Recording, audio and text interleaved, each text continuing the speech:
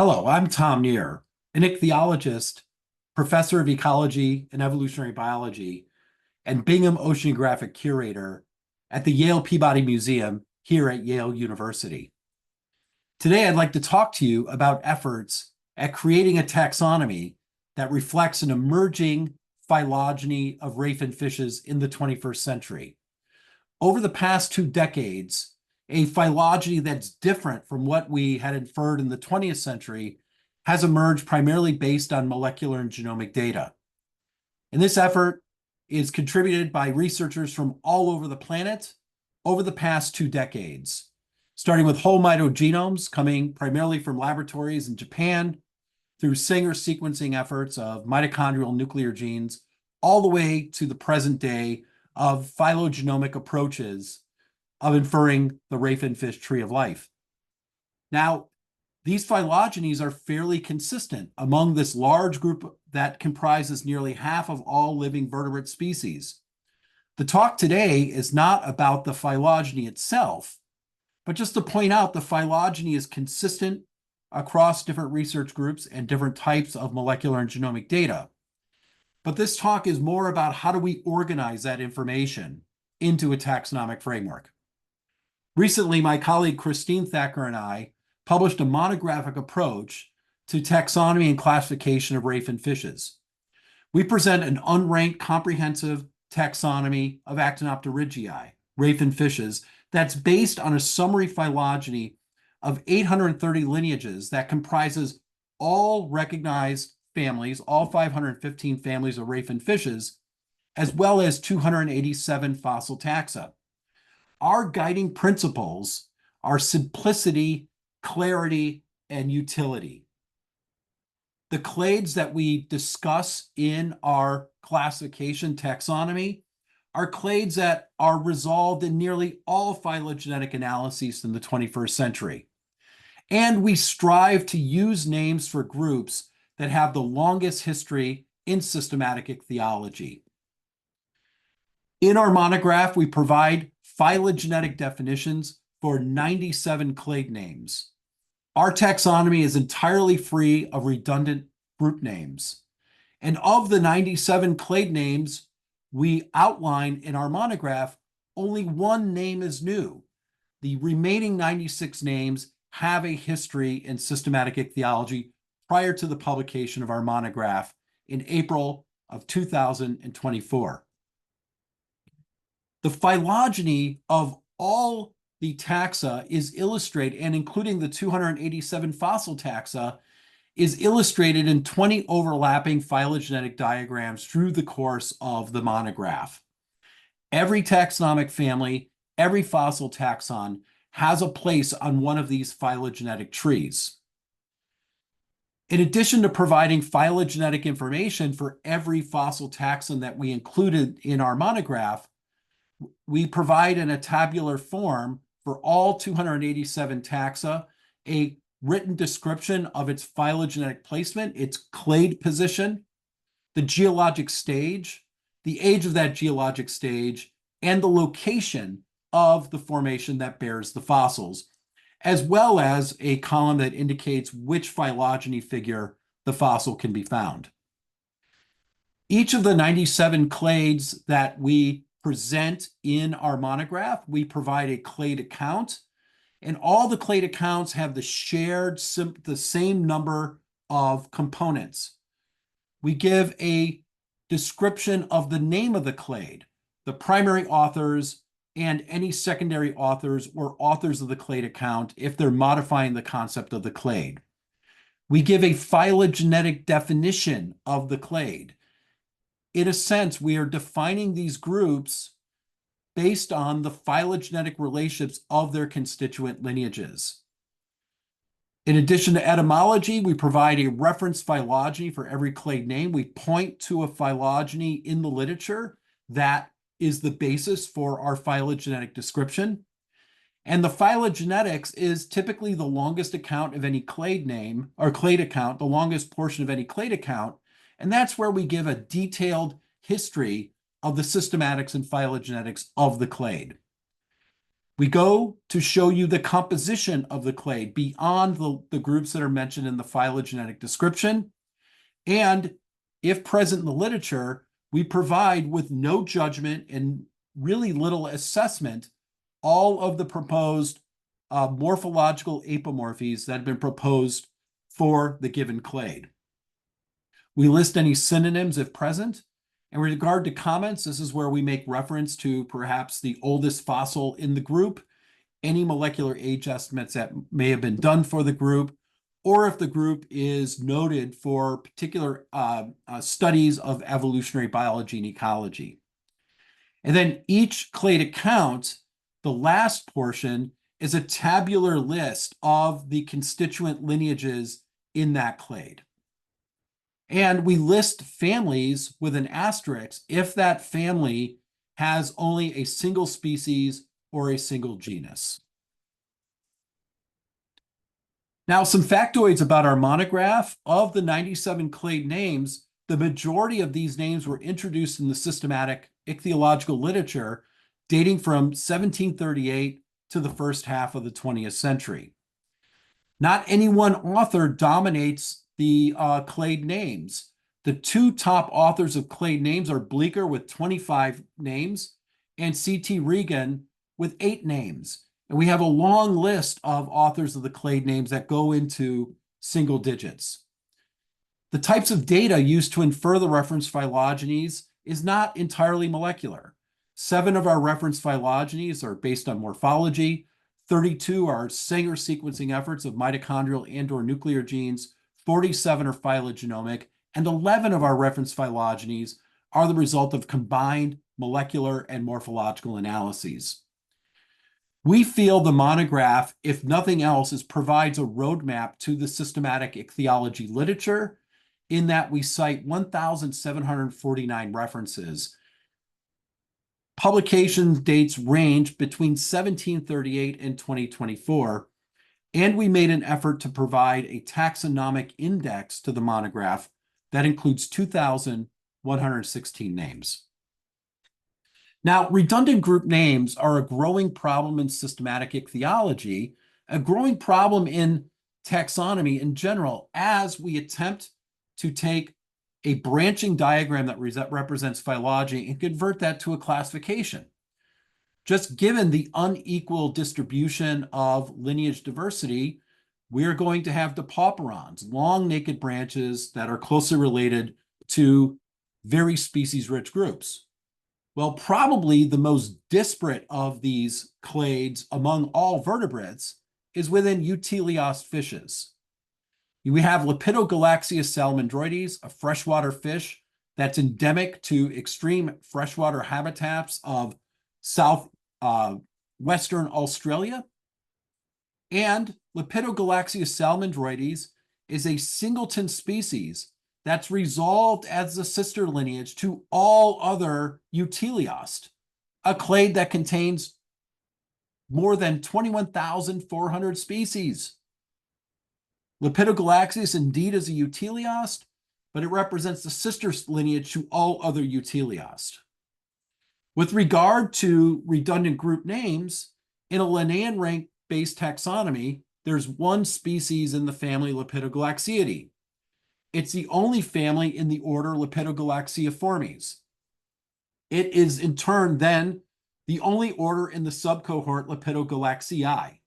Therefore, Lepidogalaxius, Lepidogalaxiidae, Lepidogalaxiiformes, and Lepidogalaxii all have the same composition. They all contain that one species, Lepidogalaxia salamandroides.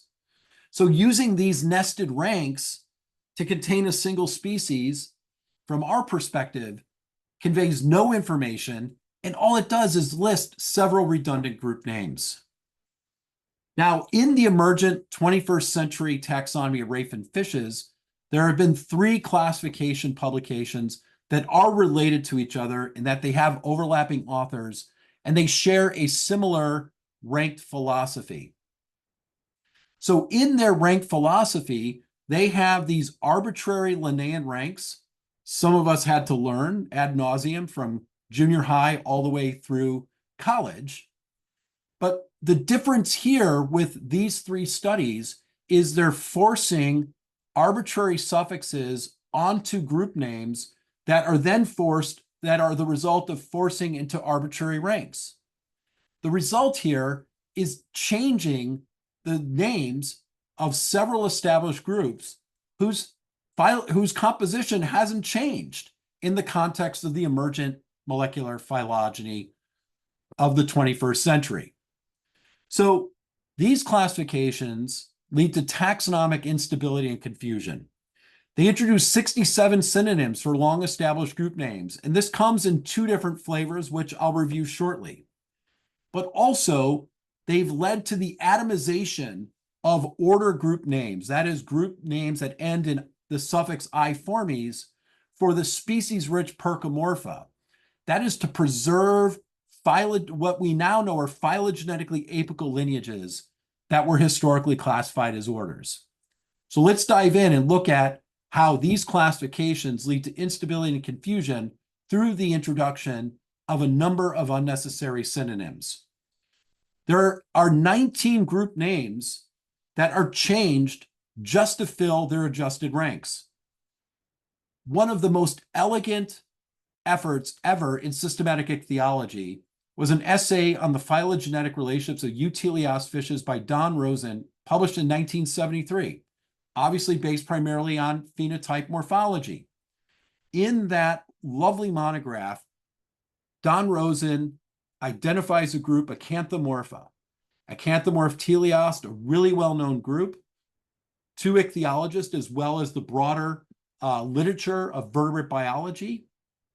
So because Acanthamorpha, which phylogenetically contains the same lineages even after the results of molecular analyses, the composition of Acanthamorpha hasn't changed. But in these classifications, we change the name of Acanthamorpha to Acanthamorphata. That is to fit this arbitrary rank. Another long-established group name, Percomorpha, whose composition has changed slightly as a result of molecular analyses, now becomes Percomorphaceae. And then Perciformes, which is finally being established as a phylogenetic group, there are recent efforts to change Perciformes to Percomorphae. These are unnecessary changes to names that are established in the systematic ichthyological literature. Then there are a number of synonyms that are introduced just to fill empty ranks, like the Lepidogalaxius example. So let's look at the Clupeiformes, the Stomiiformes, and Myctophiformes. Clupeiformes, probably the most economically important group of fishes on the planet. Huge interest in that group. Myctophiformes and Stomiiformes, really important groups of fishes in terms of deep sea and open ocean pelagic habitats. For the reason of only filling empty ranks, we now have the names Clupei, Stomatii, and Myctophata that essentially are synonyms. They mean the same thing as these other long-established group names that have meaning in the systematic ichthyological literature. Now, if that wasn't enough, the problem is that there are at least 20 names where the multiple synonyms have changed among these three studies. So showing you here in the greenish asparagus color are the names that have changed at least once across these three studies. And the lilac color purple names on the right are the names that we use in our monograph. And given the years, you can see that essentially all of these names have a long established presence in systematic ichthyology. So it's not just introducing synonyms, but let's change the synonyms across these different studies. Now, the last point we're going to make with regard to these classifications leading to confusion and instability comes to the proliferation and atomization of taxonomic orders in primarily the Percomorpha. So he's showing you here is in the middle part, this phylogeny, where on the left side, we have the 20th century hypothesis. On the right side here, we have the 21st century hypothesis that's emerged primarily from analysis of molecular data. And you could see from the crossing lines, there's been dramatic reconfiguration of these lineages of Percomorph teleost after the application of molecular data.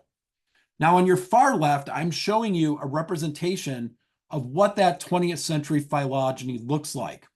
And it's important to pay attention to the colors of the branches.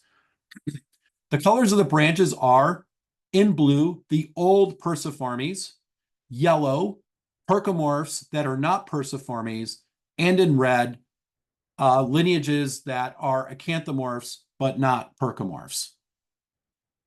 Now, throughout the 20th century, in the 20th century, kind of hypothesis, most species of Percomorphs were classified as Perciformes. This was a large group containing more than 10,000 species and 140 families. Essentially, any lineage of Percomorpha that didn't look like a fish, that was morphologically as distinctive as flatfishes or pufferfishes, got put in its own taxonomic order. Whereas everything else that was a Percomorph, has two dorsal fins, first fin spinous, etc., got thrown into the waste bin of Perciformes. So generic-looking fishes were Perciforms. Everything else was special and got its own Iformes group name. Now watch the colors. What happened with molecular phylogenies? It resulted in a dramatic reallocation of all these lineages traditionally classified as Perciforms into nearly every other clade of Percomorpha. In a sense, those blue branches we see now in this middle tree is the emergent 21st century hypothesis. And you can see those blue branches nearly wrap around the common ancestor of all Percomorpha. And what this did, in effect, this pushed those traditional taxonomic orders that were not Perciformes, they're shown here in yellow, it pushed them up forward into more apical parts of the phylogeny. So whereas we thought something like pufferfishes, Tetradontiformes, was more deeply branching, kind of on an ordinal rank relative to the garbage can Perciforms, they get pushed upward in the tree, becoming much more crownward and much more tipward in their phylogenetic position than they were in the phylogeny that wasn't really getting it right. So in an effort to preserve these group names, such as Tetradontiforms, Pleuronectiforms, etc., led to a proliferation of Iforme group names that are neither phylogenetically informative or inclusive. So within Percomorpha, the most recent of these classification efforts delimits 34 taxonomic orders. 13 of these taxonomic orders contain one or two taxonomic families. That's an average of only 7.5 families per order. 10% of all the orders are Incertae cetus, and that they don't have a phylogenetic home. And we think that this classification, which is not inclusive or informative, assumes and projects a lack of confidence in the phylogenetic resolution among the lineages of Percomorpha. In contrast, our new classification delimits 16 major clades of Percomorpha, showing you that here in the middle of the screen. 13 of these clades are consistent with traditional taxonomic orders, that is, groups that end in the suffix Iformes. These are names of inclusive groups with a history and familiarity in systematic ichthyology. Now, each of these groups now contain roughly 22 families per order, which is on par with what we see in otophysin teleost fishes. That is the group that contains the carassiforms, the catfishes, and the minnows. And from our perspective, this is leveraging the consistent phylogenetic resolution of these major groups that we see both in Percomorpha and in its nested clade Eupercaria. For those of you in the know with the literature, there are no bushes at the top of the teleost tree. These bushes are resolved. Now, boo, we actually had to do some dirty work and introduce some synonyms, but we had to introduce 7 synonyms, that is to maintain consistency, the nestedness with regard to groups in their suffixes.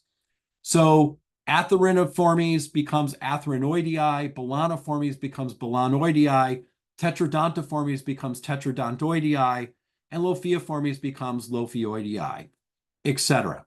So we did have to break some eggs to make this omelet, but we argue that 7 synonyms is a necessary approach to take into account the apical nature of these clades that we thought were more deeply branching in the old phylogeny, and is much more reasonable relative to the 67 synonyms that are introduced in those 3 other taxonomic works.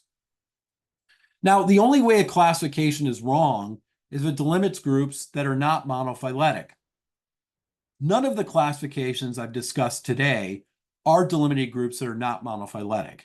And what's important is to really recognize that a consistent phylogeny of ray fin fishes has emerged from an international effort across many different independent research groups over the past 2 decades. So this is not a time of conflict. This is a time of flux where different perspectives are, different voices and perspectives are coming to the stage to advocate for approaches to how we convert these phylogenies to taxonomies. I just want to thank you all for your attention. Please follow this YouTube channel, Lead Line Down, and in the description, we will provide a link to where you can download open access, a PDF of our newly published monograph. Have a great day.